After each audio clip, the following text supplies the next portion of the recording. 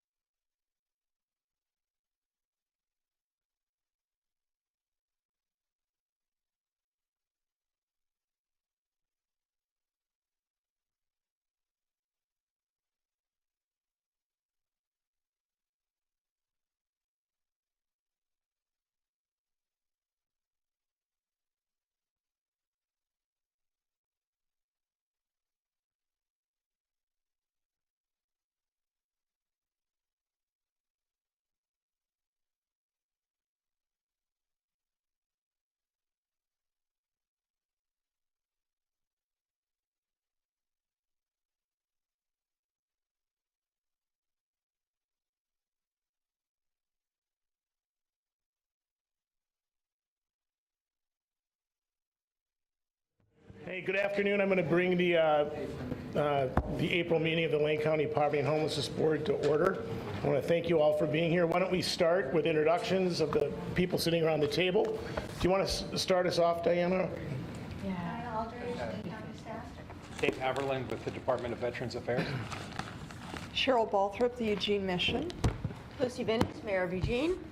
Reagan Watches, City of Eugene staff sitting in for Stephanie Jennings. I'm Pat Walsham with Vox Public Relations. Dan Bryant with First Christian Church. Steve Manella, Lane County Human Services. Lacey Henry, Homeless Youth Representative.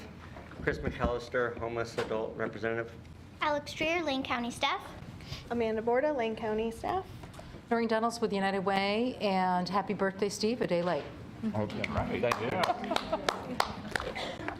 Rick Kincaid, Medical Director, Community Health Centers. Pat Farr, Board of County Commissioners. Well, welcome, everyone. Has everyone had a chance to take a look at the agenda? Are there any additions you'd like to make? I just make a quick correction. It's in our minutes we have Tom Boyle. It's Todd Boyle. Okay, let's get to the minutes here in a second, but in terms of the agenda, Oh, sorry. is there anything with the agenda we want to? If not, we'll move forward. Let's go to the consent agenda. Chris, you've got something you'd like to bring our way? That's all right. Todd is the person's quoted as Tom Boyle, so it's T-O-D-D. That was raised, so thought I'd let it know. Okay. Other than that, minutes are awesome. Duly noted. Thank you. It was on the sign-in sheet. That's right. That I think is sitting at my house on my table. But anyway, thanks. Anything else? If not, I guess we need to approve the minutes, but we also need to approve at-large elected official representative with Sheriff Trapp's retirement. Oh, right. Steve, anything? Until I catch you in full bite there regarding Byron's departure. Yes. Well, as many of you know, Lane County Sheriff Trapp retired. So now we are missing another board member, which Sheriff Trapp filled the elected official at-large representative position on the board, and we, due to the passing of Mayor Sandra Larson from Veneta, we are still down a rural elected official position on the Poverty and Homelessness Board. Okay. So with your permission, we'll begin recruitment and post the elected official at large for recruitment. And then it's got to go to the membership committee to take a look at who might be some good candidates to consider or approach. Do we need a motion on that or anything? No, I don't that would think be so. that would be the typical process. Yeah. I guess the other thing, and I haven't talked to Commissioner Farr, but I don't know if there's been any outreach to the new sheriff around maybe Pat. Commissioner Farr? Thank you, Mr. Chair. I have spoken with Sheriff Harold about it and invited him to be here today. Couldn't make it today, but he would like to visit the PHP meeting and visit with some of the members. I know that he is interested in replacing Sheriff Trapp as the at-large representative. Great. Thank you for talking with him, Commissioner. So anyway, I guess it'll be referred to the membership committee. If you've got any ideas or suggestions, I think they'll be all ears. So anyway, so thank you with that. With that, let's just move to the consent agenda. Do we want to, I need a motion to approve all of it with your, So moved. okay, second, all in favor? Aye.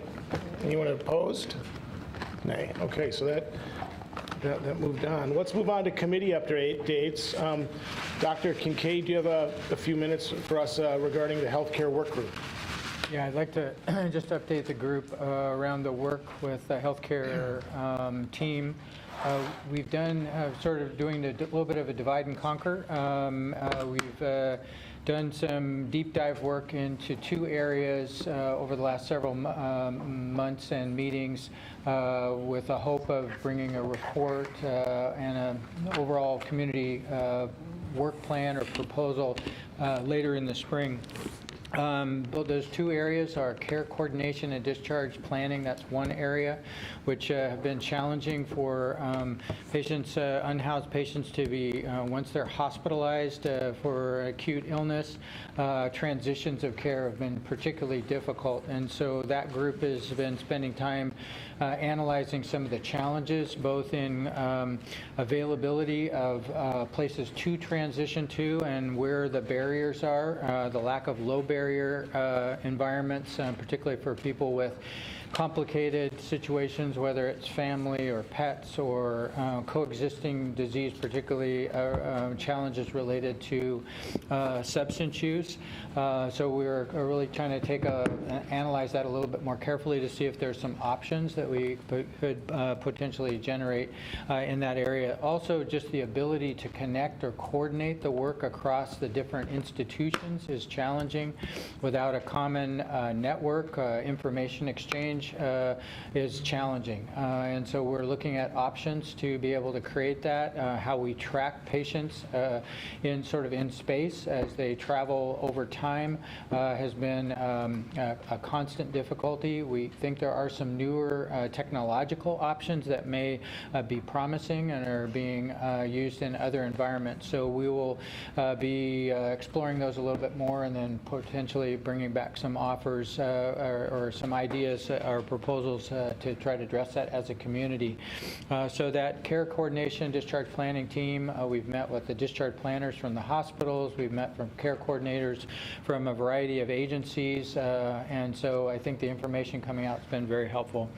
The second group is really looking at respite environments. So environments where people may have issues, both medical or behavioral health issues, and need respite or a little bit more of a sheltered environment, not necessarily up to a full infirmary environment, but an environment that would allow people to recover and stabilize, yet they don't require necessarily being in an institution or like a skilled nursing facility or that type of thing. So we have done a full inventory of the available respite and environments, and then looked at the restrictions, because each of those environments have certain qualifications or restrictions, and so to make sure that people can meet those, where are the gaps? And so we're trying to address some of those gaps and to see whether or not we need to create more respite environments, or we need to be able to address some of those gaps and perhaps using existing respite resources. So that team has spent quite a bit of time looking at that. We've looked at insurance coverage issues related to people transitioning from one environment to another. There's clearly some issues of people that are incarcerated and then trying to transition to other environments, oftentimes lose their health coverage.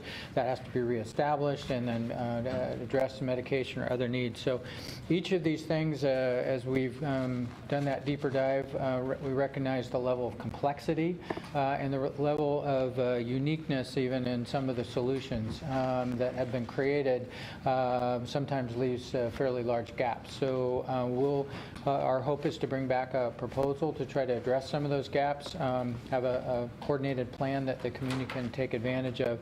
One good thing that has come out of the care coordination work is that we will be convening the care coordinators and discharge planners later in the spring, and actually getting all the people in the room at the same time, which is, to my knowledge, not been done before. So to be able to have that dialogue and really do some problem solving about how they can better communicate and coordinate care. So again, the organic nature of our community, how they see a problem and try to come together and problem solve. Obviously, we want to leverage that, and so that's been the work of the committee. So happy to entertain any questions.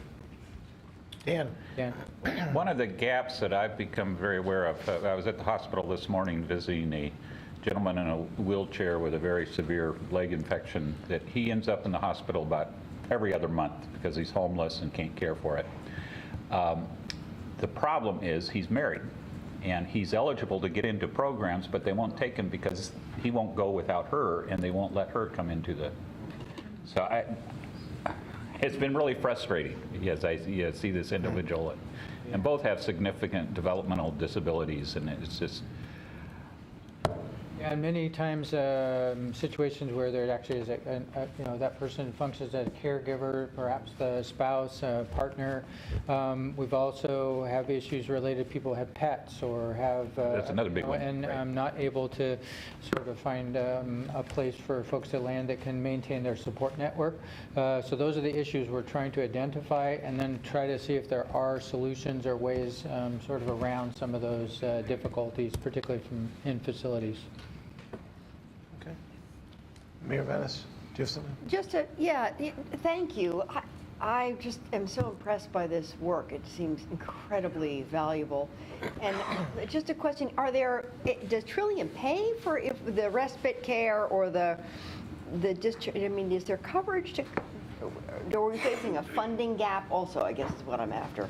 Yeah, that is a great point. One of the issues has been, like I said, insurance coverage, whether it's the OHP coverage or any other type of insurance. Many patients may have Medicare and Medicare only.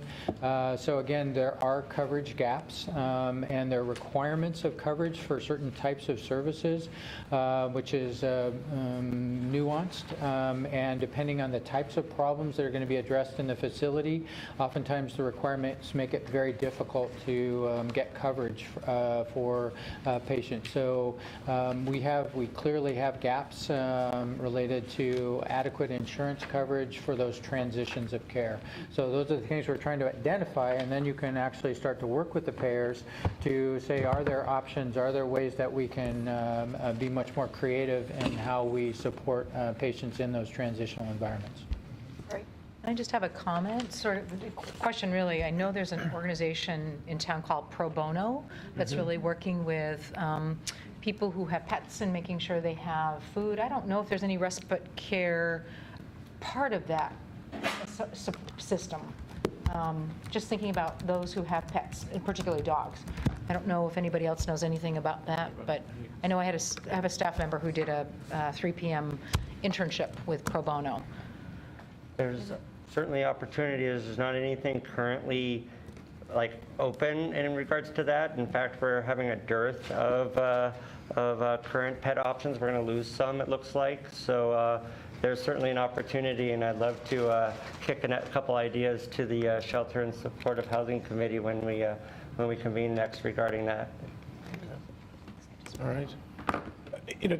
Dr. Kincaid, you mentioned that at some point there'll be a report on your findings with some recommendations. Yes, our hope is to actually bring back a proposal of a potential work plan, that the community collaborative work plan, and our hope is to put all of this information into something that's actionable. And again, there's just lots of issues. We can't. It's going to be challenging to tackle all of them, but we think there are some key things that we can address.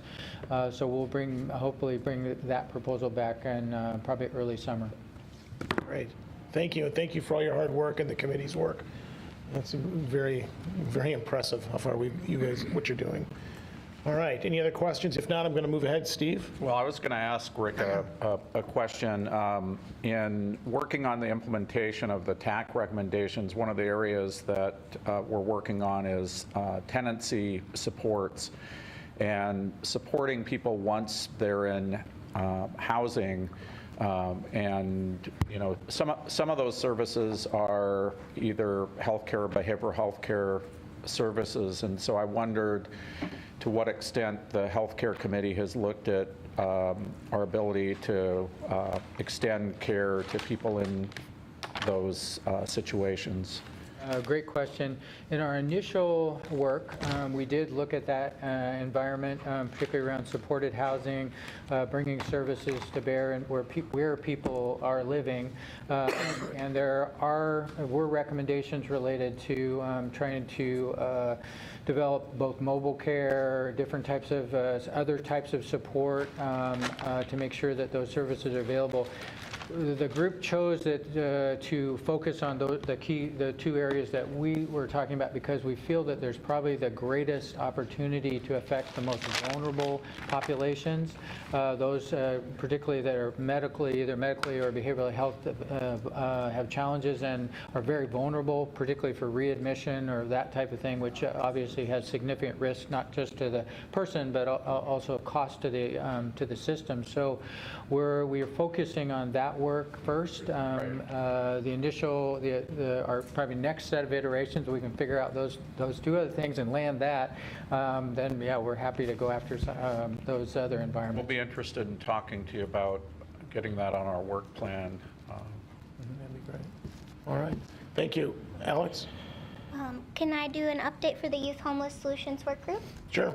Susan Lopez was unable to be here today, so she asked that I give the Youth Homeless Solutions Work Group update.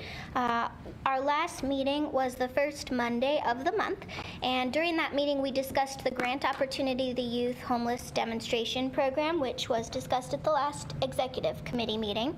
So Lane County, as the collaborative applicant for the Continuum of Care, is applying for a Youth Homelessness Demonstration Program grant from the Department of Housing and Urban Development. We are applying for this grant. The awards, there will be up to 25 awards nationwide, ranging from $1 million to $15 million based on a community's size and number of youth living there and the fair market rents. This is the second time that Lane County Collaborative applicant has applied for this grant. I continue to be optimistic. Good. We've done a lot of work since last year when we applied, including a lot more collaboration between service providers and different systems. So we've really built a very robust scaffolding to address youth homelessness. And in this grant application, we're applying to be selected as a community. And then if selected, then we would work together as a community to develop a coordinated community plan to address youth homelessness. So right now, we're not applying for like, what would our project be? That would come later. So in the last Youth Homeless Solutions Work Group meeting, we talked about the grant application process. It's due May 15th, and we have an internal deadline to have everything ready by April 30th. Part of that process included updating a system map, a youth system map, which is a visual representation of our youth homeless service system. So we reviewed a draft of that, but that's so many drafts ago. Right now we're on a totally different visualization, which we will send with our grant application. We also talked about a youth homelessness needs assessment and wrapping that up. Throughout the last year and a few months, about the last 15 months, the Youth Homeless Solutions Work Group has pulled together a lot of different data sources to help understand what's happening in our community around youth homelessness, and we've looked at data sources regardless of the different counting mechanisms. For example, the McKinney-Vento Department of Education has a different definition of homelessness. We just pulled everything we have about youth and homelessness, youth at risk or at hope. If you've gone to the Lane County presentation about focusing on hope, you can go to that later today. I could give you a better plug on that. So the committee will have a final version of the youth homelessness needs assessment and prepare to present it to the Poverty and Homelessness Board in the near future. Any questions for Alex? Oh, that's good work. Yeah, thank you. Thanks to the committee members. Chris McAllister, RFP, HMIS Evaluation Committee. Yes, sir. Well, thank you. The RFP HMIS Evaluation Committee is now meeting monthly.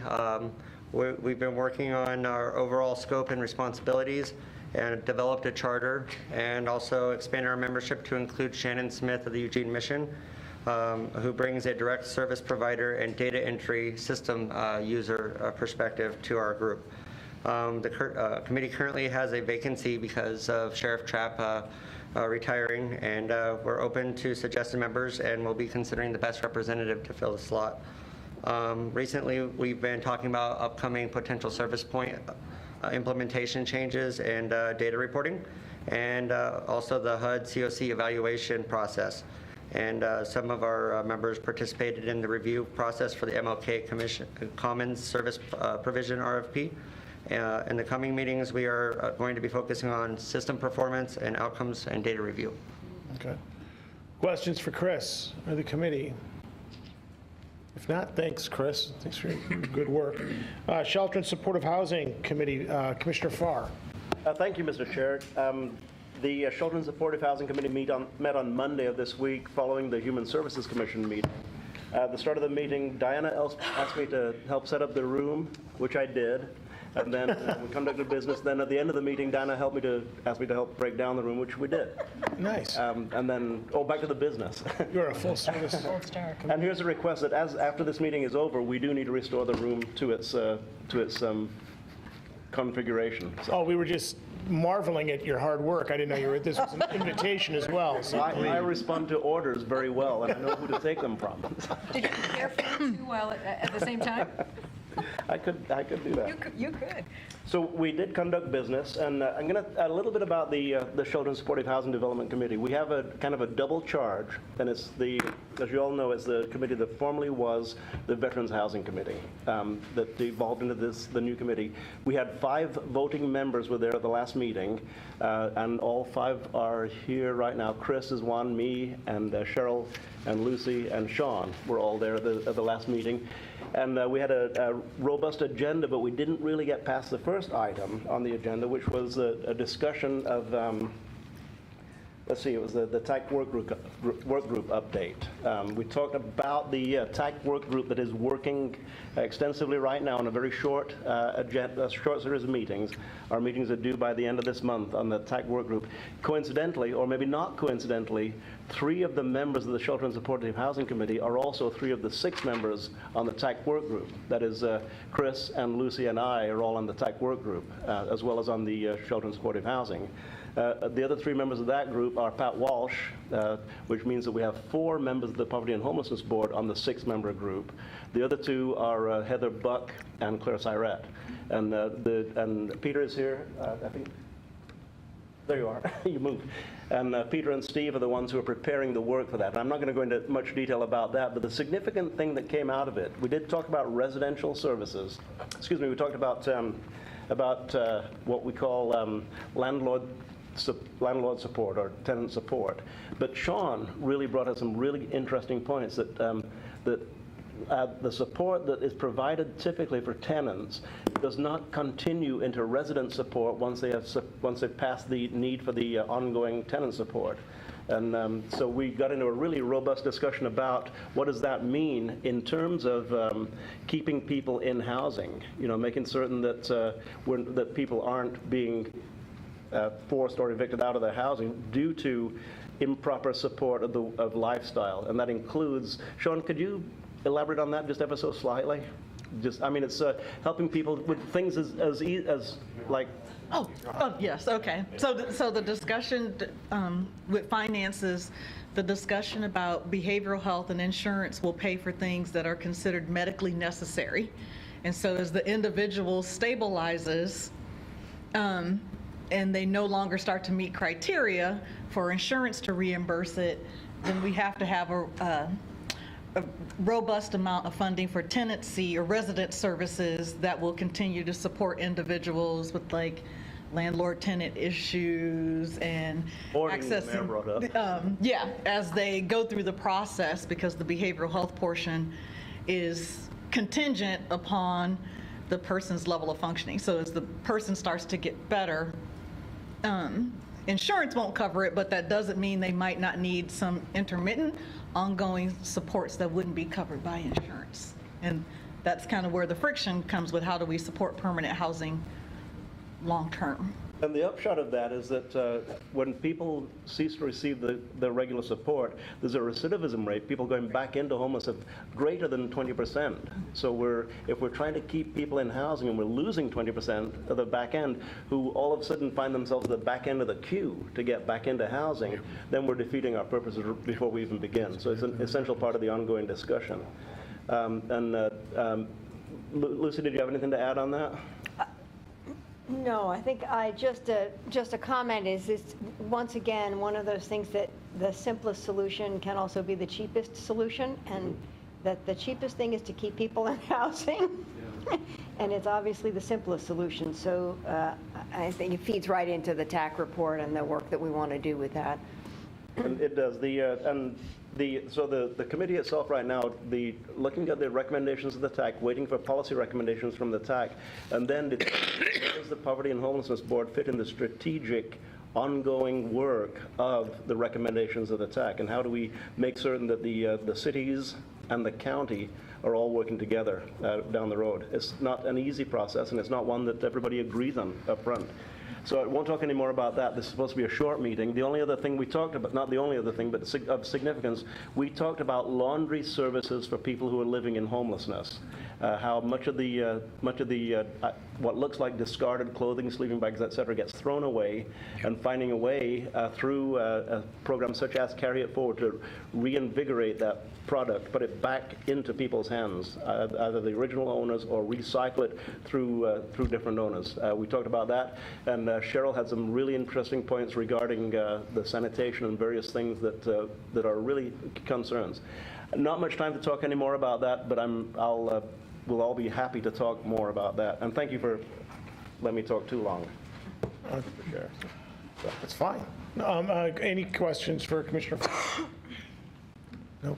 All right. If not, thank you everybody for your reports and also for your hard work on the committees.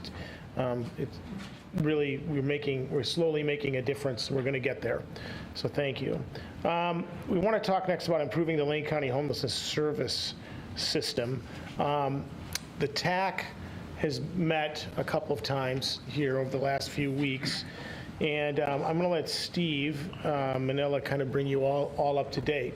One of the things is Commissioner Farr did say that's really important, that is at the center of one of the things at the center of what we're trying to accomplish, or will accomplish rather, is the alignment between all jurisdictions so that we're all pulling the oars the same way. So with that, I'm going to turn it over to Steve and Peter. Hi. I'm going to start off by having Peter go ahead and introduce himself, and I know all of you here know who I am, so Peter, do you want to go ahead? My name's Peter Chavan. I work for the City of Eugene. Typically, I manage Peterson Barn Community Center, but I've been offered the opportunity to support TAC implementation, and so Steve and I have been the leads on pulling that together. We work with the steering committee and plan to have an inspiring product available to all on May 13th. Great. This is on the agenda as an update, and I think what Peter and I can do, and folks that are here who are on the steering committee for the implementation of the TAC recommendations, can give you a sense of some of the areas that we're discussing. But generally, where we're at in the process is that at the last meeting, Peter and I delivered to the steering committee some recommendations and sort of a layout of how we could go about potentially implementing the 8 areas in the TAC report that are sort of system improvements that either allow us to improve our utilization, allow us to improve the outcomes with what we're currently investing, and create some efficiencies in the system. And those are things like coordinated entry, rapid rehousing, move-on strategies, diversion, tenancy supports, prevention, landlord management, and Diversion, outreach, rapid rehousing. I don't have them all in the top of my head. Best practices training? Yeah, the best practices training is another area. So we basically have laid out, and we can't really at this point, since this is sort of a discussion of the group, we can't really lay out exactly what the preliminary recommendations are, but we can give you some flavor as to what the discussion has been in some of these areas.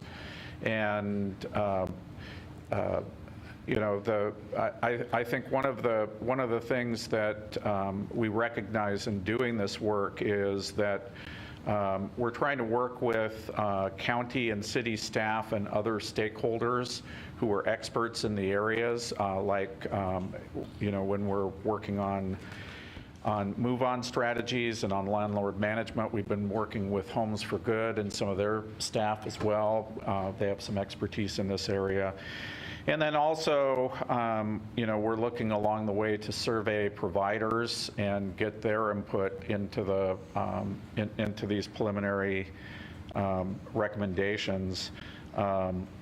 But some of the low-hanging fruit, some of the things that we can do essentially in the first year are things that are going to sustain our efforts. So we're focusing a lot in the first year on making sure that in all of these areas that adequate planning occurs, that identification of resources occur, and that targets, metrics, benchmarks are sort of put into place so that the investments in the future can be successful. And some of the heavier lifts end up coming in years 2 and 3. And one of the bigger pieces in year 1 will be the identification of ongoing resources to support some of the work that will be in year 2 and 3 of the implementation plan. And I think one of the areas that we're talking about, doing some piloting in initially is in the area of improving our diversion strategies on the front end, while we're putting in place improvements around the way the overall system is coordinated. I think John Reese at our last meeting, he sort of framed it eloquently that what these recommendations sort of set us up for is not sort of a linear task of you just tweak these things, but is sort of a system transformation. And then I think the other thing that's been very helpful, we've gotten a lot of input from Chris, and part of what we need to change in order to be more responsive to the homeless population is what I'd call a cultural shift. Both in the way that we operate some of our services and the way that we think about some of the strategies, and then in the way that we've talked with Pat, who has been in the communication business, and the way that we communicate and gain the community's involvement, in the process. Do you want to say a few words? Sure, and I wasn't really expecting to speak to you all this afternoon. I put Peter on the spot. So you're going to get some ad hoc thoughts from me. I think Steve did a nice job of laying out what we're trying to accomplish. And 8 of the 10 recommendations, as Steve was saying, are system improvements and looking at ways of finding efficiencies within what we're already doing. And so a lot of that work's been carried out by Steve's staff, and really the work's going to begin on July 1 because none of us have the answers ourselves. That's something that I've discovered. This is not something that the county or any single entity can say, all right, all of you who are involved in this, do this. And so the plan that first year is really us sitting down with folks and trying to collaborate around what works for our community. While that's happening, there are some low-hanging fruit. The diversion program in particular might be a way to keep people from entering into the system and kind of stagnating there. And I'm not going to go into too much detail around what that diversion program might look like, because I don't really know. The other piece that Steve didn't mention was enhancing our landlord engagement strategy, and so part of that is taking care of landlords. I could see a piece of that working towards the kinds of tenancy support that aren't funded by insurance. So there's a possibility that something might happen there. And then, the surprise, surprise, the big issue is housing, right? And how do we get more public supportive housing? Probably even more importantly than shelter. Because if you think about a shelter that might house 75 people or 100 people or 200 people or 300 people, and that's not really even been a part of the conversation. When you look at the need that exists within the county, that's a drop in the bucket. And so really what makes a difference for the unsheltered in our community is the addition of public supportive housing. And that's a permanent supportive housing. And that's a huge lift for our community. And so part of our strategy is figuring out how do we get the community involved in solving that problem. I'm a huge believer in democracy with a little d, and so it's not, government isn't there to fix all of the problems, right? We're a convener of resources, and that might be human resources, that might be financial resources, and so for us, that's really the big ask coming out of the TAC report. And TAC did great around the technical pieces, the existing system, do this, do this, do this, improve coordinated entry, improve rapid rehousing. You know, the big lift, they didn't say how to generate 350 units of permanent supportive housing. And so that's something for all of us to figure out. And for sure, we'll be talking to you all for help. So the other thing that's been interesting about this process is that we've been sort of bringing folks together around these 10 areas, but notably, you know, for example, when we brought the group together to talk about how are we going to create the 350 units of permanent supportive housing, there's the capital piece, there's the operating piece, and then there's the service piece. And that brought us back to talking about the tenancy supports and sort of a discussion that we had with Jacob around also the development of permanent supportive housing, you know, can either be facility-based like our MLK Commons, which is more expensive to operate. It can be a set-aside of units in the development of supportive housing, which is sort of a secondary level of cost associated with subsidizing the operation and providing services to those units. Or it can be, you know, supporting people out in the community with scattered sites. And so the conversation we had earlier, you know, from Rick's report about the, you know, the healthcare committee, it's what we start getting into is that we need to be able to marry up, you know, both the housing and the healthcare, both behavioral health, primary health care, the other softer kinds of tenancy supports. You know, when we get into the landlord area, you know, a big piece of that work is around mediation, because there's a lot of situations where situations can be mediated so that people don't lose their units. That's not always the case, but there is a possibility to do more work in that arena. So that gives you sort of a flavor of what we've been talking about. I just open it up to... Any questions for Steve and Peter? I'm wanting to understand, is there any work being done on a low barrier shelter, that component? Yes, absolutely. Absolutely. And we'll be presenting to our steering committee some of our thoughts related to that on the 24th.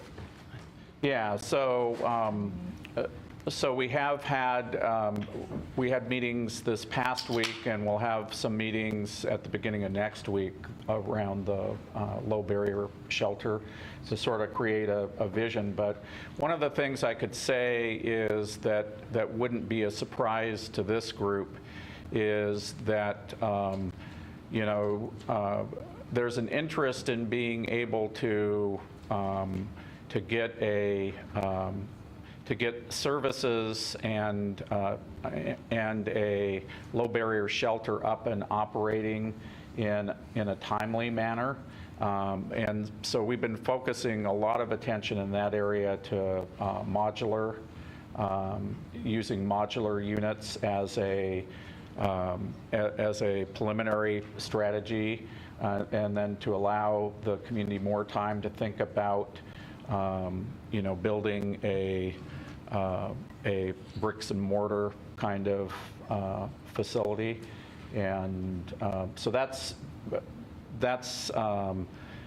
really a lot where the focus of attention, you know, we get into issues when we look at the tasks that need to be accomplished around siting and all of those things. And then the other piece I think that we've been looking at too is sort of what I would call, and we've been working with, you know, between my office and the city manager's office on this, is that we really want to see, you know, what we're doing with D2D, the new dawn, or dusk to dawn, dawn to dawn.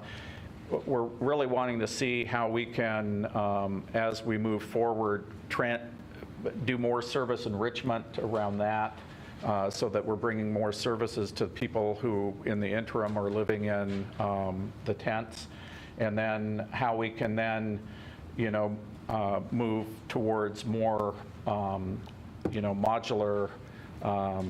modular housing that would be available for folks. So it's sort of a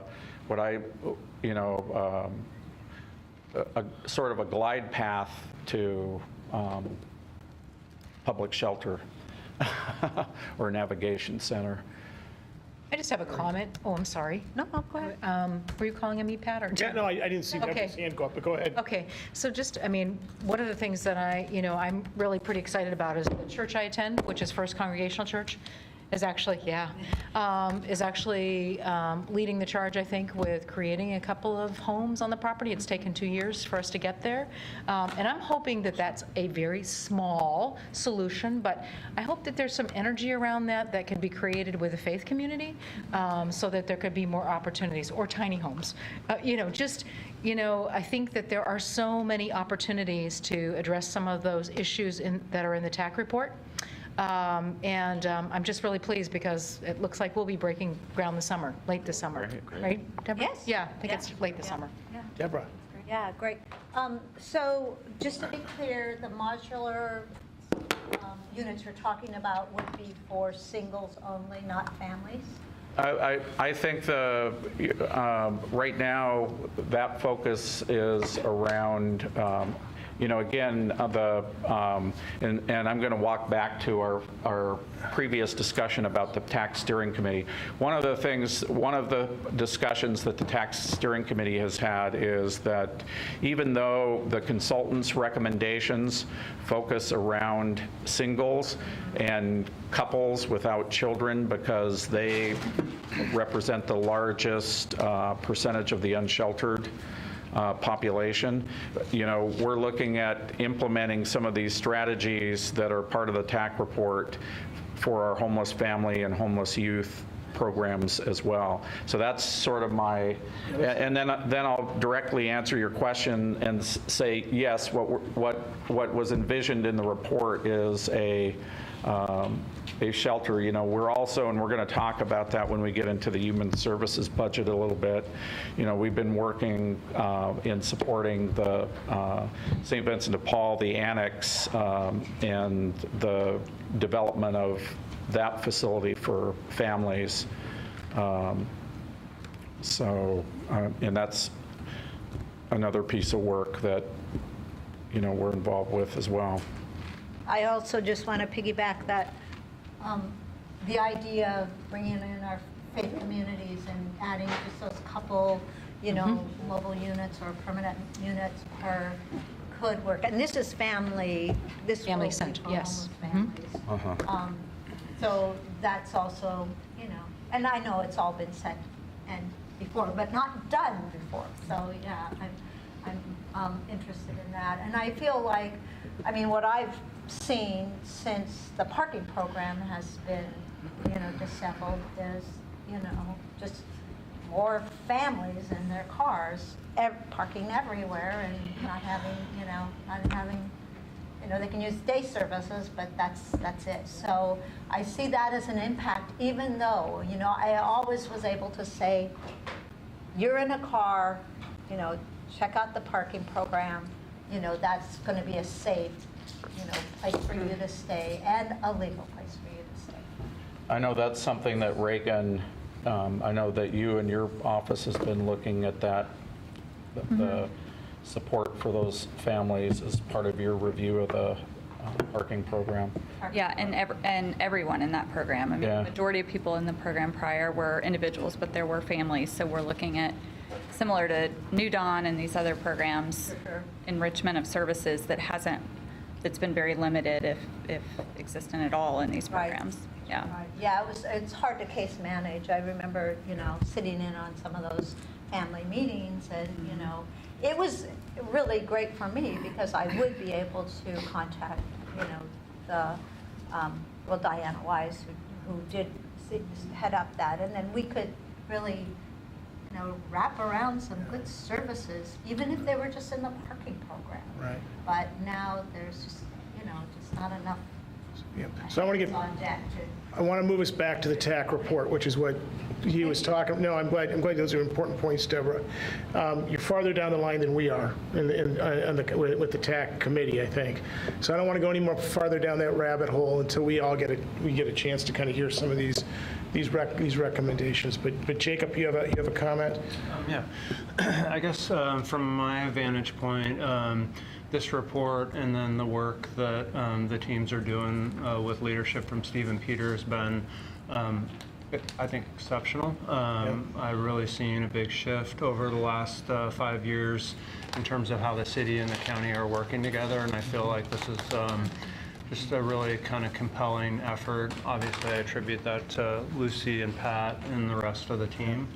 I do want to surface a concern, and that's how the implementation of the TAC recommendations could impact providers in the community, and very specifically the contractual relationship that many providers have between them and the City of Eugene, or them and Lane County.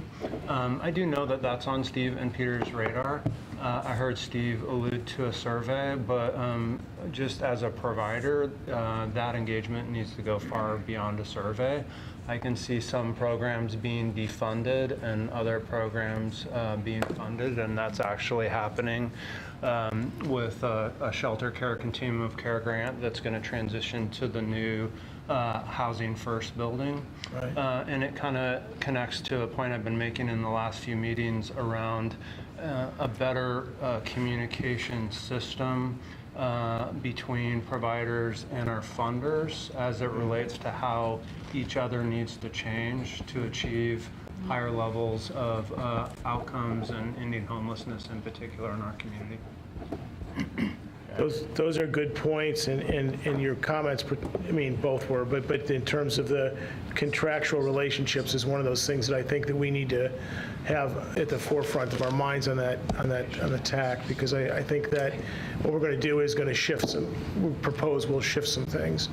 And also that better communications that we can certainly look at from all entities to make sure that people are communicating up and down the chain. So there's expectations. I don't think communication's bad. No, but it could be improved. This recommendation's going to really shift up the system and force us all to think differently about our roles and how we do our work. And with that comes a different level of communication. Yep, I agree. It's always, thanks. Chris. Yes, sir. And I appreciate the work with the TAC report. I just want to reinforce 2 points. One is that the Poverty and Homelessness Board is working on the strategic plan from 2016 to 2021. Families are listed in there. 600 low barrier shelter beds are listed in there. So the TAC report covers a small portion of what we do as a greater whole. So while we have a lot of our systemic stuff in the TAC report there, we do have goals that are outside of that recommendation. We have the ability to appeal to legislature. We have the ability to advocate for changes through this process when we advise through our committees or through this public comment and policy advisement. The second part I wanted to say is, just like the program providers want to be able to have a say, our unhoused need to have a say in some of their solutions, such as the effects of shelters. We have a lot of systemic stuff, but we need input. If the unhoused are not going to use it, or if it doesn't apply for their realities because we missed the boat when we were tracking it for whatever reason, we need to make sure that we have that safety valve, because it doesn't do any good to invest if we don't have the means test, which is the people who are using it. So thank you. You bet. Thanks. Mayor Venice. I just want to follow up on that comment, because part of our conversation in the committee was the experience of the homeless folks themselves trying to access services, and that what they experience now, instead of a linear path, is a circular and very frustrating one. And so I think the unsheltered being a part of that implementation process are going to be key, because we actually need to be really alert to where we're sending them in circles as we try to clean up the system and streamline. Thank you. All right. We're running a little bit behind. Anything else for these two? Very brief, Mr. Chair. Thanks very much for pointing out that permanent supportive housing really is the ultimate goal, and it's the biggest need that we have in the community. It's also probably the most expensive. We all realize that, and finding every single way that we can to provide it is going to be a challenge. You look at what EVE is doing, that's one way we can do it. We look at what Springfield's doing with ADUs, that's another way we can do it. But really, it's going to take a consolidated effort. The other thing I'll point out is a document I have in my hand. It's called the City of Eugene Chronological History of Homeless Effort and Actions, 1947 to present. Don't try and find it online because it's not there anymore. But it's a 7-page document starting with 1947. Wow. And going all the way, this one ends in 2011, but it really gives you a listing, and Manila's name is mentioned more than 5 times. Oh my God. We need to edit that. And I have copies of this, but it really is, it's a good historical perspective. Some of the things you'll recognize, but it starts with Eugene allows camping by returning WW2 vets in Eugene to attend University of Oregon. And it goes all the way through current efforts. So great. Historically we've done a lot of things, but what you guys are doing right now and what we're doing right now there's no more down the road opportunity. This is it. Thank you. And I want to thank Steve, and I want to thank Peter. You guys are doing great work, and you're really helping us navigate this TAC committee, and you've done great work. I want to thank you for that. Thank you. Sure. Thanks. Okay, great. Thanks for joining us. Steve, we're running behind. Yeah, I can be brief. Alex is going to put something up on the board, and then I'm going to ask Pat Farr, as a member of the Human Services Commission, to maybe say a few words about this as well. But what the Human Services Commission is up to with our human services budget is that we're having to make some decisions around continuation of some services that were supported with additional one-time money from the legislature during the last biennium. And so what you see is Amanda Borta and our staff team put together some criteria to look at a number of different factors, and I'm not going to spend time getting into that now, but one of the key factors was some performance measures around some of the projects. So that and those are the factors. Project performance was 60%, system priority populations, alignment with the strategic plans, fiscal and other strategies. And so do you want to go back to the other slide? So what you see there is similar to what we do with the HUD Continuum of Care projects. We sort of separated things out in Tier 1 and Tier 2. And so what we've been talking about is a framework. We have the potential, if the governor's budget is passed, to receive another $200,000. So basically, what the Human Services Commission talked about was a framework to say, if we get an additional $200,000, what will we fund? And then there's another level, which is if we get another $500,000, which is per year, which is a potential if the legislature approves a $10 million increase to the Emergency Housing Account and State Homeless Assistance Program.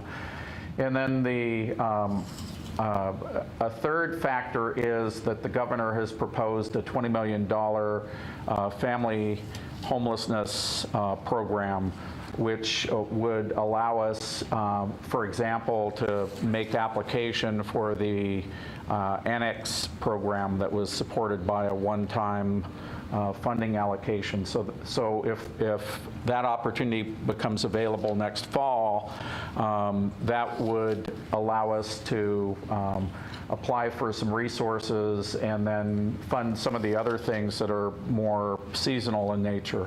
So we're sort of working through the list.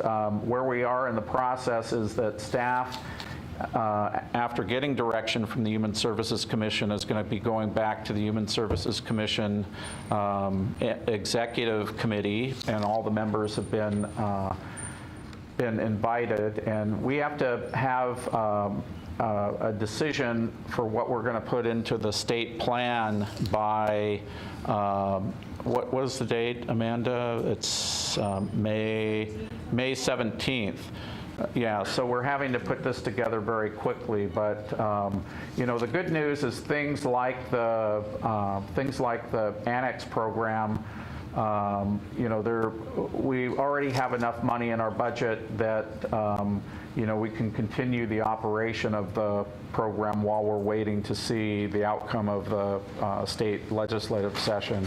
And that's always a difficulty at the beginning of a biennium, because in the beginning of a biennium, the legislature doesn't adopt a budget until June.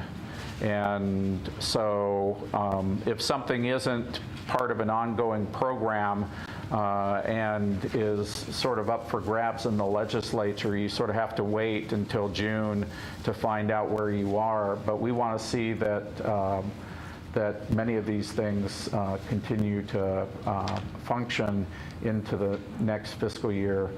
And I think that's as much detail as I'll give today. And we'll go ahead and send this out to the Diana, to the PHB list, this information that we're presenting today. And you can direct any questions back to me about any comments or concerns that you have. Any comments for Steve? Pat? So just a quick interpretation. You see the red line on that graph right there? That is the line between, on the matrix, that's the line between Tier 1 and Tier 2. Above the red line, it is currently funded. If we were able to add $200,000 more, going down to the red line, we'd add another red line basically underneath the family shelter, $95,000 on the second to the right column. Then if there's another $300,000, there'll be another red line, which is down all the way to seasonal safe parking. So we're pretty I personally am optimistic that the red line will actually be way down the list. And then if we are able to get the grant for $200,000 for the family supported shelter, then we'll be able to go all the way to the bottom of this list. And just one last thing on the score on the right, the percentage score, that is based on the criteria that Amanda and team used to bring it forward. It's not 100% infallible, in that some of the programs have a very short history, so they didn't have an opportunity to get more points on the scoring criteria. It's yeah, what we talked about is, you know, this kind of top to bottom or ordinal prioritization is sort of, it's just one way to look at things. The other way we need to look at things is, you know, like the family annex or the transitional housing projects for youth, or the motel vouchers that we use in the wintertime to supplement the EGAN program. Things operate as systems, and so we also need to look at that when we're making decisions about resources. But this was just the initial way that a month ago we presented it to the Human Services Commission, then had a follow-up discussion this past week about how they wanted to direct staff to proceed. So we'll end up putting together,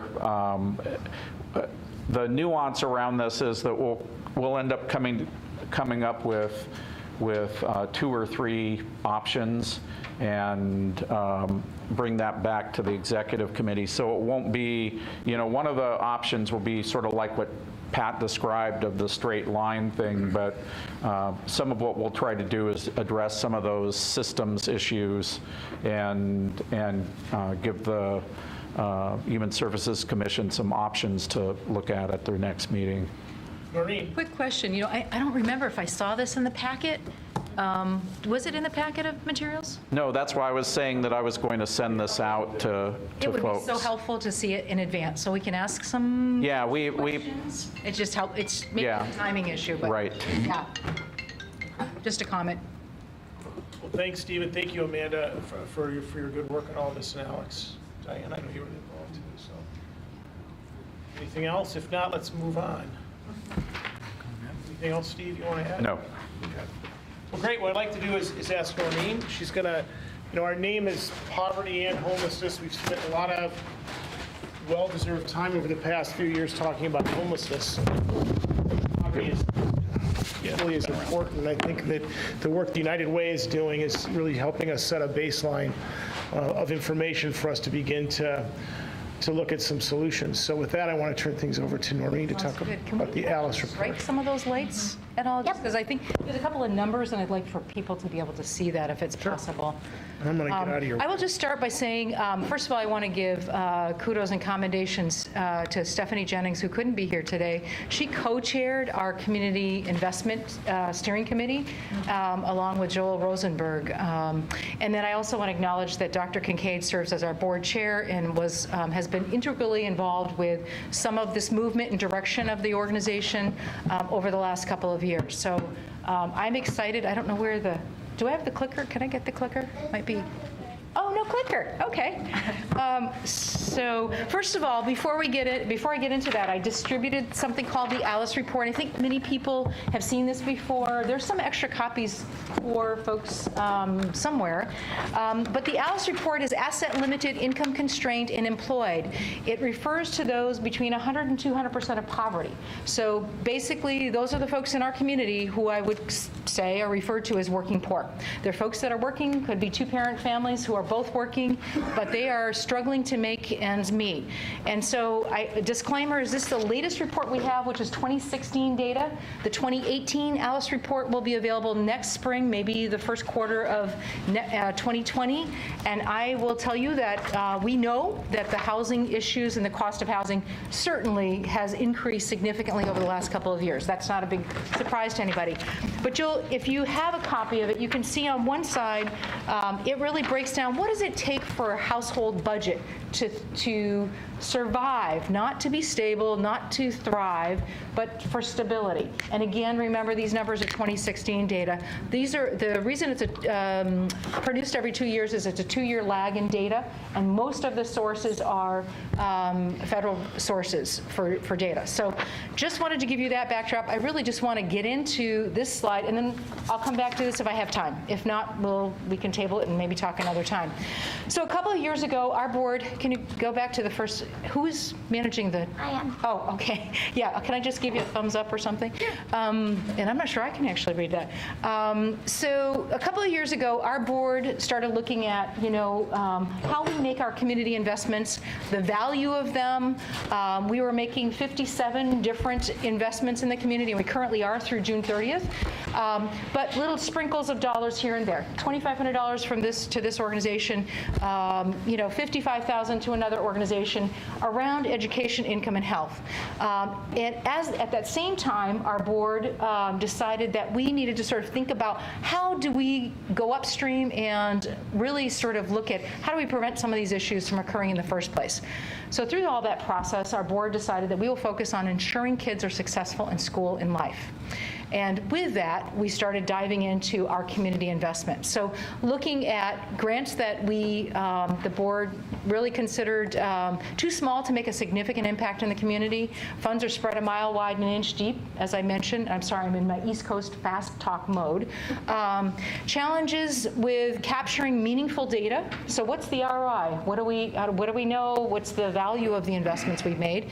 And then challenges with telling a focused story in the community. Next one, Alex, please.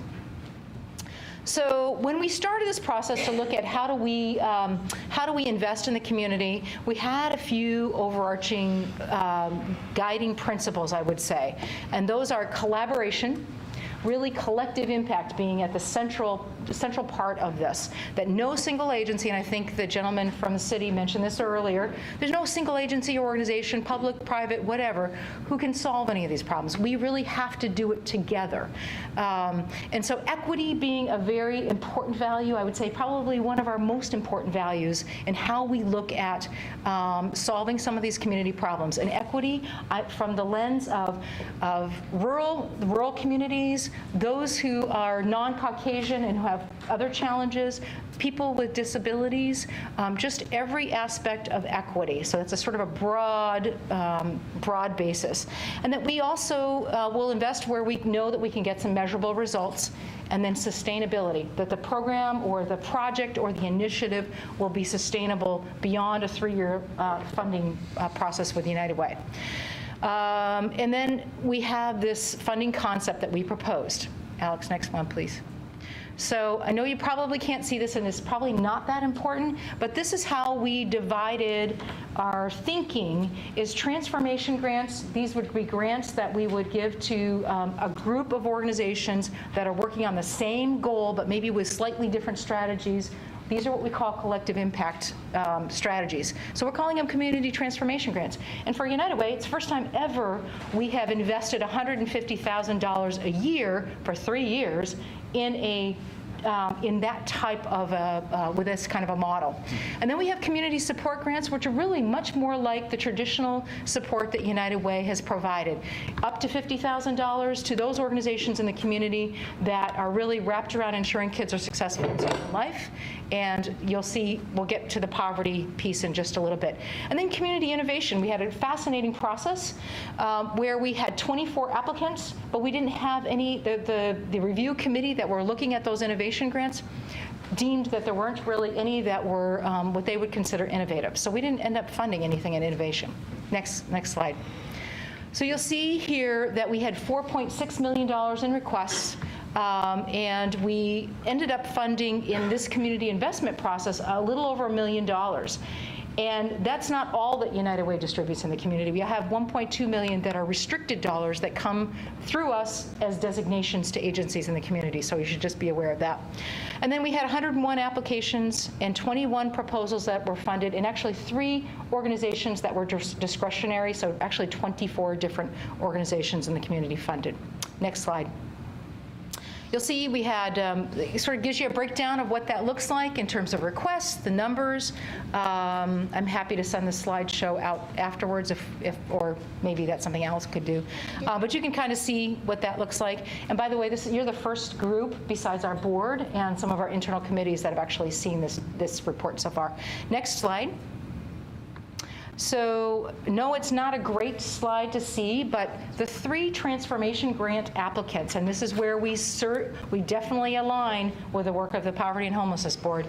The first one up there in their now particular order is 15th Night. The 15th Night Initiative, they are one of the transformation grant recipients, and they will be extending, they plan to, with these additional dollars, expand their services to Springfield and to Cottage Grove. And I think they have a bigger plan, expansion plan beyond that, but our dollars will support that expansion of that programming. The next one is Healthy Homes, and I was pleased that Jacob sat next to me.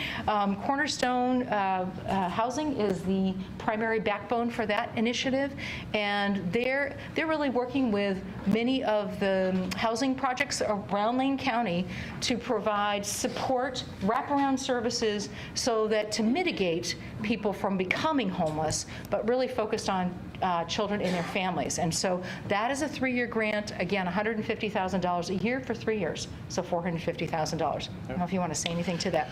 Yeah, it's just for us. We don't always want to be in the lead on projects, so it was just a delight to partner with Cornerstone, and cooperatively we'll be just preventing homelessness and helping address youth as they try to transform their lives going into adulthood. And I just want to say, having worked in other communities, Noreen didn't ask me to say this, we are super lucky to have Noreen and the United Way that we have here in Lane County. They're just super innovative, outcomes oriented, and I just really appreciate working with you. Thank you. Yep. Yeah, appreciate that. And so then the other transformation grant, again, it was really bold for us to sort of think about funding 3 of these big transformation grants. I'm really particularly excited about it. It's a Latino and immigrant family wellness program, and it will be taking 3 organizations that are doing great, marvelous work in the community, combining them into one organization so that they can provide deeper and deeper service and care to our Latino population in the community. So Centro, it's Huerta de la Familia, and it's also Downtown Languages. The programs will continue that they're providing, but they'll all be under the auspices of one organization. And they also will be doing some Latino leadership development so that they can create opportunities, professional development opportunities for some of our partners and friends to join some of the public boards and the nonprofit boards in the community. So they'll have a voice at the table. And I'm particularly, I get kind of goosebumps about that because it's a pretty significant grant, and I'm excited about the work there. In terms of the other organizations that you see on the right-hand side, just to point out that all of these organizations are really supporting poverty, people who are either in poverty or just above that poverty line. They're Alice families. Those are the folks that are struggling day to day. They might be working, but they're having a challenge. And then when we think specifically about housing, certainly Shelter Care partnered Susan Ban, some of the services and work that they're doing.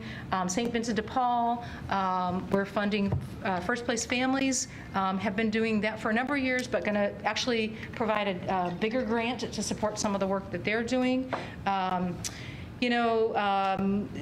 Ophelia's Place, Daisy Chain, for those who can't read it, Whitebird Clinic, Junction City. There are several small rural community food banks and wraparound multi-service agencies that are providing care, food services, and food security support in the rural communities around Lane County. So that's the list of organizations that we will be funding as of July 1, because our funding is starts at July 1. The transformation grants are a 3-year grant process and cycle. The community support grants are 2-year grants, and so we'll be thinking about teeing up for the next process in about 18 months. And we're still kind of noodling on how we think about innovation, and do we sort of horizontally integrate innovation into some of the other areas that we're funding. The other thing I would say, and it's the board's interest, that we move more to transformation grants, more of these collective impact models, because we know there's research and there are other communities around the country that can demonstrate the impact of collective impact models, working together with a same agenda, but with coordinated strategies and solid communication and a backbone organization that can help do all the operational kinds of things. So ultimately, hopefully we'll raise more money, because these are private dollars that we're able to raise through the campaign. The intent is to move more organizations into sort of that collective impact transformation area, because we really believe that's the way we can solve some of these community problems. Next one, Alex. The next few slides are just a little blip of the transformation grant recipients, and of course that's 15th night. And some of you know about that. The Latino and Immigrant Family Wellness Hub, those organizations that are coming together to do a variety of things, but provide deeper and broader services in the community. And then again, Healthy Homes, which is Cornerstone, Homes for Good, Oregon Family Support Network, and Youth Era, all coming together to provide that kind of service in the community. Next one. So these are just a handful of other organizations that are in the community support area that I mentioned. These, again, are grants up to $50,000, and you'll see we, again, thinking with the lens of ensuring kids are successful in school and life, and we know that children come to school. I am married to an educator, and I hear the stories all the time about the challenges some of his children face, but thinking about that, and then thinking about how do we invest with those kids who are in families that are neediest. So these are just a sampling of some of the programs that we're funding in the community support area. Next. And let's see. Again, this was just sort of a measurement on how well we did in terms of looking at our 4 outcome areas: family success and stability and health, kindergarten readiness, elementary success in school, which we're focusing, and you'll hear more about this very soon, 3rd grade reading proficiency. If you didn't know, 53% of the children that are in Lane County are not reading proficiently by the end of 3rd grade, and that's a huge concern, because that also is a very major trajectory towards high school graduation. And then our breakdown of metro and rural support, financial investments. Next one. So again, we're looking at the ALICE report and how the work, what we're doing in terms of our community investments and how it aligns with family health and stability, really around housing and food security. Again, those transformation grants you see up there, those are just a sampling of the community support grants that are focused on food security and housing stability. Next one, I think that's next to the last. So I'm happy to take questions. I know I zipped through that with my East Coast fast talk, but I also would defer to Rick for any comments or thoughts. I'll just comment again, the idea of moving to this type of format is really to leverage that collective impact model and purposefully bringing organizations together. We've done a pretty good job sort of doing that randomly, but this actually requires that connection as a component of the funding. And we believe that we can move the ball farther, faster if we come together to do it very purposefully. And that's the sort of background the board would want to convey, and that the interest is about these vulnerable populations and really that equity piece around populations that clearly are disadvantaged, whether it's for a whole variety of reasons that Noreen mentioned. But we want to focus our energy and our resources as a community. This is community dollars. We want it to make the most impact for our community. Yeah, Pat. So are those transformational grants, are they expected to be the capacity building so that if you give $150,000 to an organization over 3 years, that then they're able to find other sources to keep those programs going? Is that? I think there's a bit of it, but there's also, I mean, 3 years is just because that's as far out as we would go. We might go 10 years because we know that a lot of these issues need a 10-year, 20-year generational sort of focus.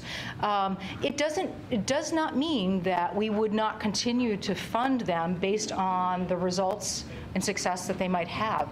There may be an iteration or an evolution, and maybe other partners that come to the table. So for 15th Night, we all know there are probably 30 plus nonprofit organizations, social service agencies that are supporting that network.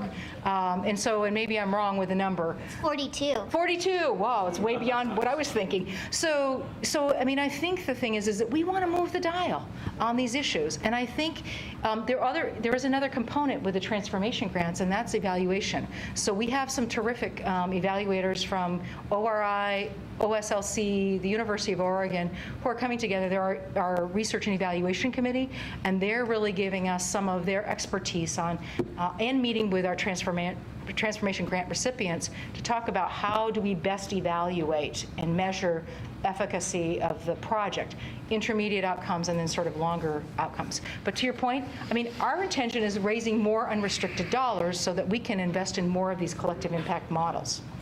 Yeah. Did that answer? Yep. Okay. That's it. Any other questions? Dr. Kincaid? If not, thank you very much. That was great. Informative.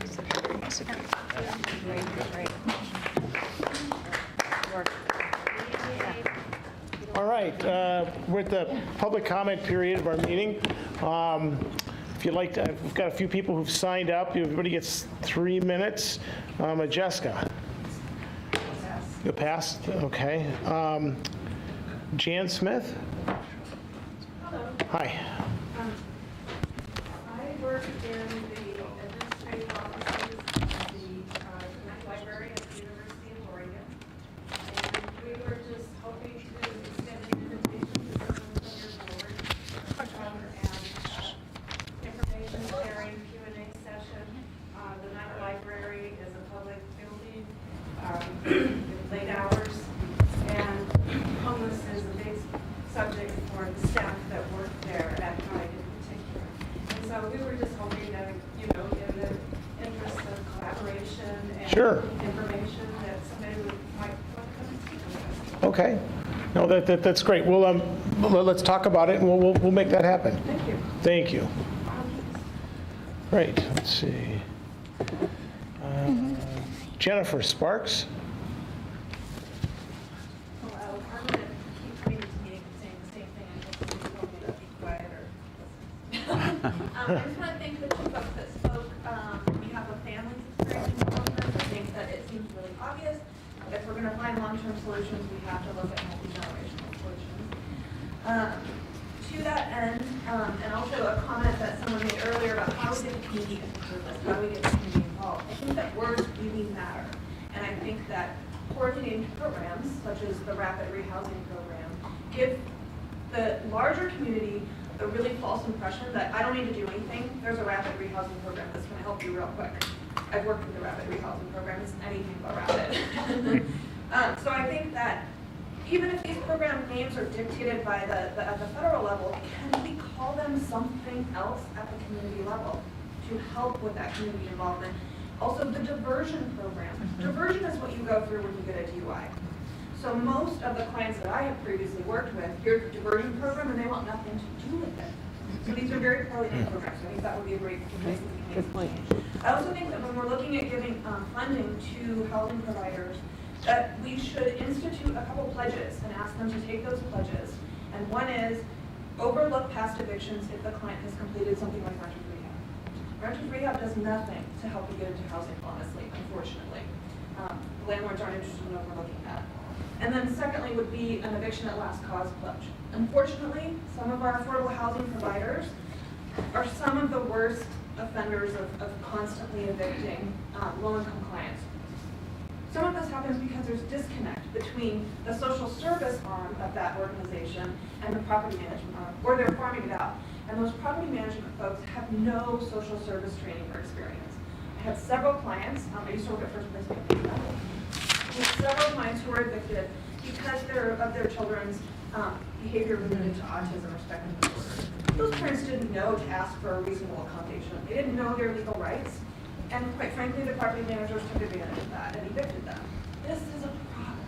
And so if we can, as we're giving money and have that carrot available, say take this pledge that you're going to go through these 5 or 10 steps before you evict somebody to connect them with the appropriate services to try to resolve the problem instead of just kicking them out and costing us all more money.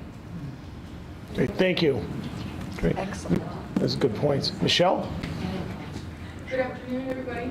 My name is Dr. Michelle Mahar. Some of you may know me as an advanced diversity trainer, but right now I'm a partnership specialist with the Census Bureau. I'm going to ask to be at some point at your future meetings, but I want to be equipped for your future meetings. So my job is to provide you services. Those services can be, I can bring our area census office manager, and he can tell you how the homeless count is going to be this decennial census. He's going to be very busy in a few months, and he will not be able to come here. So I want you to know that now's the time. The other thing I can help you out with is to provide some kind of promotional pre-canned material from the census so that you can recan it yourself and reach out to people who are experiencing poverty or homelessness, because they're the highest proportion of people who don't fill out the decennial census. And your budgets are based on it, right? Any federal money you get is dependent on the census numbers in Lane County, in whatever town you live in. So if I first want to apologize, I know how the census count went 10 years ago because I was the partnership specialist at that time. So your one-stop homeless count doesn't coincide. You do a great job at that, and it doesn't coincide with April 1st. And the federal government will not change the date for you. So there's another possibility here. We're about a year out, so I must ask you to plan for that. You don't have to do any of those. But my job is to provide you with some kind of connections, or I can bring posters to all of your, when we have them. We don't have them right now. I can bring posters to all of your workplaces. Right now we have recruitment flyers. We're hiring $17.50 to $19.50 an hour. And then there'll be thousands of jobs in Lane County, out in locations of Lane County, because that address double checking, right? It's called address canvassing, will happen, and then after the census non-response follow-up will happen. You know, that home that didn't fill it out will be bothered 5 times, up to 5 times. So it's pretty, intensive in those PO box areas. I can provide you a census logo. I can put you on my email list for drop-in articles. You know, if you want a certain kind of drop-in article, let me know. I will look for it, but I need to know. So this is my moment of saying, I'm sorry about my 3 minutes, but I need to know what you need if I'm going to come back. Because also I don't want to come back multiple times. Yeah. Because I have 4 counties to cover. Right. And by the way, one little point of, I want to say I'm honored to be a Eugene resident, and I love what you're doing. I'm a former human service worker, and you know, I teach mental health counseling in university. I'm my part-time with adjunct, so I love what you're doing. Thank you. Yeah, thank you. I love what Well, I think we would definitely like to have your director come and present, and I'm going to let our staff work that out with you. And then if there's any nonprofit organizations that want the materials you were talking about in terms of posters and that sort of thing, would you please make sure that we have your contact information and all that so we can make those requests? Well, I will come with Jeff McGowan, and Okay. you know, have some kind of like sign-up list, have a folder for you all so you can at least promote accurate information. Sure. You know, I mean, how the census happens is really complex because of group quarters, prison Right. stores, right, post office boxes versus addresses, all that kind of stuff. Okay. At this, because I know Yeah. I'm going to conclude, Please. there is if you're, Lake County has at least a 25% undercount, and you can look on the census, what's called Rome, census.gov/Rome, ROAM, and you can find out what census tracts that you work in, or that there's certain quarters that you're concerned about. You can find out how deep the undercount is there. Okay. Five universities, That's huge. Wow. Thank you. You're welcome. Like I said, we'll get back to you on the speaker. That'd be great. Julie, Time before I leave. Does that work? you'll have to work it out with the staff, but Julie, Steve and Diana. Diana can tell you next meeting and time. Go ahead. Was Julie Hume with us next? Yes. Okay, great. Thank you. I want to start with a little gratitude. All right. First of all, to Commissioner Farr for making me aware of the meeting here today. I appreciate it very much. It's really informative. And also to Mayor Venice, we're really thrilled to see what's happening in the Whitaker area with the portable toilets and the needle safety disposal. It's really making a huge difference, and as a 35-year member of River Road Community Organization, we would love to see that in our neighborhood. We have a great deal of problems with the same issues, and we would like to have that extended to our neighborhood as well. Furthermore, I'm not going to take a lot of your time, but I'm so glad to hear that the county and the city are working on partnering more and more, and that there's increased opportunities for community involvement. Democracy is hard work. It's hard work for all of us that care deeply. And as a retired educator, I'm now volunteering full-time in environmental and social justice organizations here in town. And I feel like I want to make everyone aware that we have a tremendously grievous situation in the River Road neighborhood, that we're having a missed opportunity for affordable housing and preservation of open space. So I'm going to, rather than take more of your precious time, I'll leave a little informational flyer, and hope that you can contact us, and we can work some more on some possible solutions, because there's a beautiful 3.59 acres available for affordable housing and open space. And as a neighborhood, we've been very involved with supporting St. Vincent de Paul's homeless camping program for over 2 decades in the neighborhood through neighborhood outreach and so forth. And we're really interested in partnering and working as a community to get the best possible good for all of our community. And thank you for all of your work today. Thank you. Thank you. Appreciate it, Julie. I'm going to mispronounce Malaya? Maya, I'm sorry. I'm not going to waste your time. We're telling you who I am. I live on River Road, and I live really close to this 3-acre piece of property that this city will never have the opportunity to do low-income housing on this kind of property again. $200,000 that piece of property we bought for. You will never see that again. It can build up to 94 units. and the neighborhood supports it. Now, what neighbor supports low-income housing? Come on, this is an opportunity that the city is missing. Please stand up to the mistake being made by Homes for Good for selling this piece of property to a out-of-state developer who's going to put in 94 units of market rate apartments. Eugene does not need market rate apartments. We've got a glut of them. Even Jacob told the city there's a glut of market rate apartments. We need low income housing. This is the opportunity. Let's stand up and say yes to River Road having low income units right there. It's so Great. Thank you. support it. Okay, thank you very much. All right, I want to thank everybody for being here tonight. Yes, one more person. Hi, my name is Diana, and while we're looking at ways to get more affordable housing, we've also got to remember to preserve what we have. There's a horrible situation happening in the neighborhoods right now where single homes are being bought up and turned into single, Airbnbs. This is happening all over. It happened right next door to me in a totally residential neighborhood. So I've been trying to organize people to talk about this coming Tuesday, April 23rd, at the Atrium Building, Sloat Room. The Neighbors Leaders Council will be discussing this. I welcome everyone to come. I've done a lot of research. I have some ideas of what we can do that will be a win-win for everyone and also create more affordable housing. So please come if you want to talk to me individually. I'm here. Great, thank you. All right, well, again, I want to thank you for all who testified today. I want to thank you all for being here today. We've done some really good committee work. Thank you, Dr. Kincaid and Chris and the rest of the team. And with that, I'm going to close the meeting. And thanks to the staff for making this all happen. Thank you.